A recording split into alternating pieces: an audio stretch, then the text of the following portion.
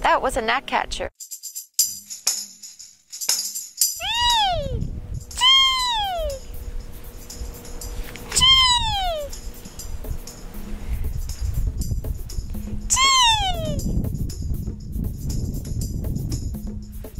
So the interesting thing about gnat catchers is that they're so tightly tied to the Artemisia plant, which is this sort of fuzzy gray-green plant, that they actually come along this area, bouncing from one Artemisia plant to the other, and they sort of make it across the knoll doing that. They're a little bird about this long with a tail that's about as long as its body, with little white edges on the side.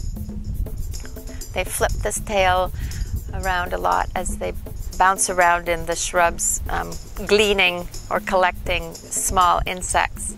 And here in the coastal part of San Diego County, their preferred plant is the Artemisia. As you get further north in Orange County, their preferred plant is buckwheat.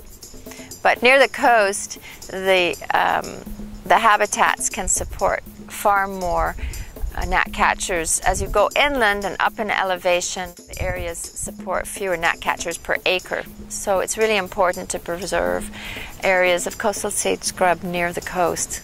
Here's the Bladderpod plant, Isomeris arborea. And on this particular pod is an adult of the hemipteran, or true bug. This is in the group of bugs called the pentatomids because they're five-sided. This beautiful animal is called Murgantia histrionica, and you can see that its wing, only half of the wing is actually out in the open there, and half of it is covered as it would be in a beetle. So that's why they're called hemiptera or hemiptera, half wings. And all true bugs are hemiptera.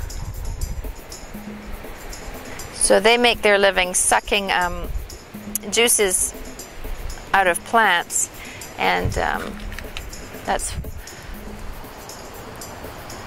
this plant is thought to defend itself, at least its next generation of seeds, by inflating the pods. Here are eggs. At least these are the egg cases. They've already hatched, basically. You see that little line? And over here are some of the smaller stages. Maybe that's a first or second instar, those little tiny bugs. And here's another later stage. See how they're rounder? These are maybe fourth instar.